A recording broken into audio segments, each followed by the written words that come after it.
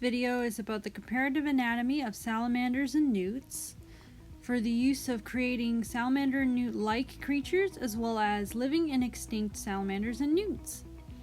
Salamanders and newts normally have slender lizard-like bodies, long tails, and forelegs of similar size. They're also known as urodelids. Mostly they're found in the northern hemisphere, and they're very common in the Americas.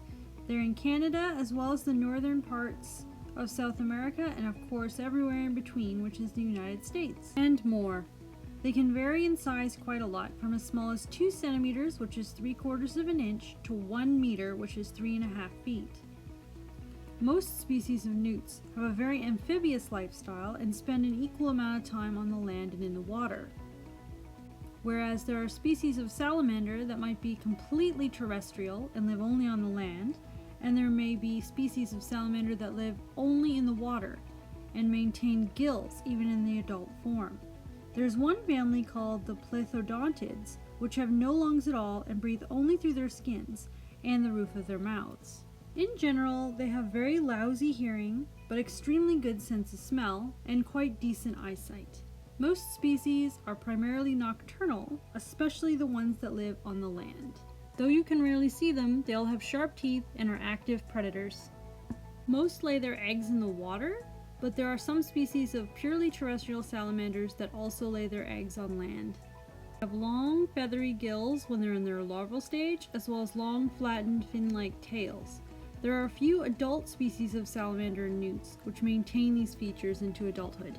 The smallest known species is the pygmy salamander, which is only 2 centimeters, and the largest is the Chinese giant, which in rare cases has been known to be as large as 1.8 meters, though usually 1 meter is the largest. All species of salamander have poisonous skin that they secrete, some being more toxic.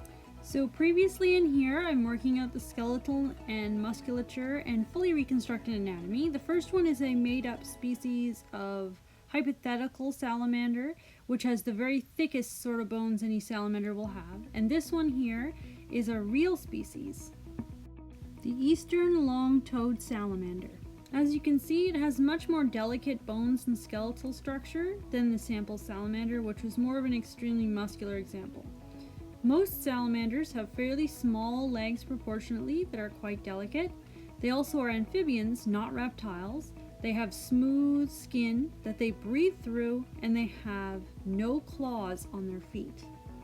As you can see, they have very obvious lines between their ribs, which is a quirk of their anatomy that is often important to get right if you want to do salamanders correctly.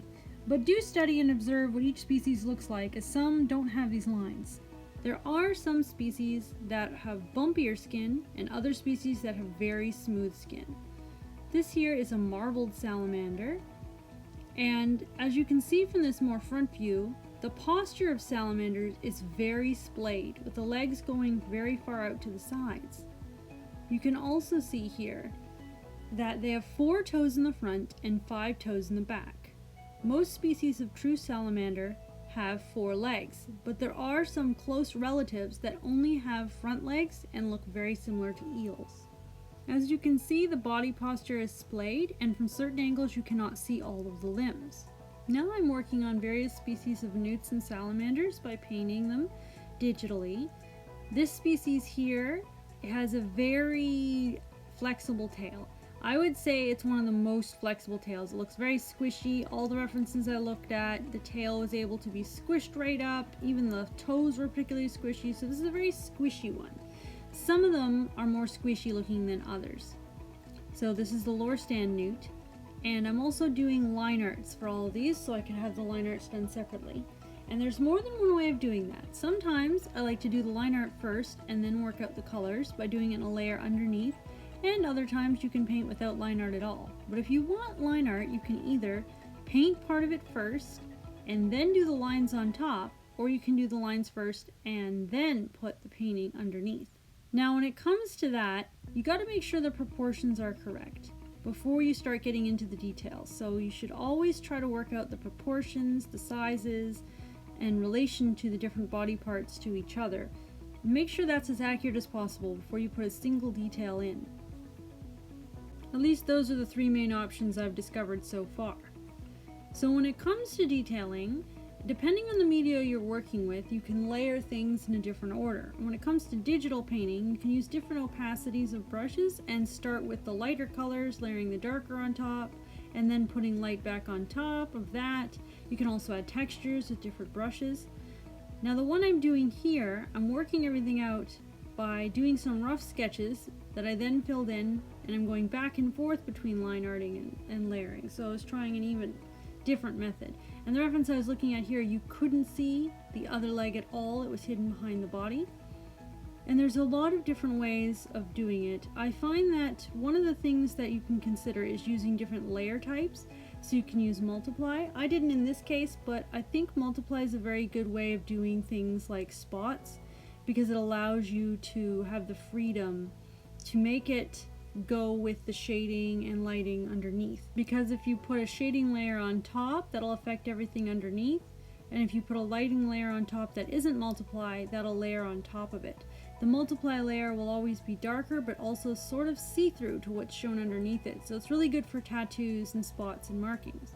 Here I'm painting a fire salamander, and the way I chose to tackle this is by doing all the black and dark areas and getting the highlights and shadows in first, because the markings you'll see in a second are very bright yellow and there's less variation in the color tones there. So I find it very much easier to do those last because they just stand out so much and layer on top so well. Here I'm working it out without the lines so that the painting still looks good once I remove the line art itself, so I can save it separately. Done on a separate layer, of course. There are the 4 species I've done as an example. Well, that's all for this video. I hope it was really helpful. It should be able to help you with doing extinct salamanders as well as your own made-up species of creatures based on salamanders and newts. I hope you learned something. I hope that you're looking forward to my future videos, and I'll be doing more in this series of anatomical studies and comparative anatomy. I will see you next time for sure, and have a great day. Goodbye!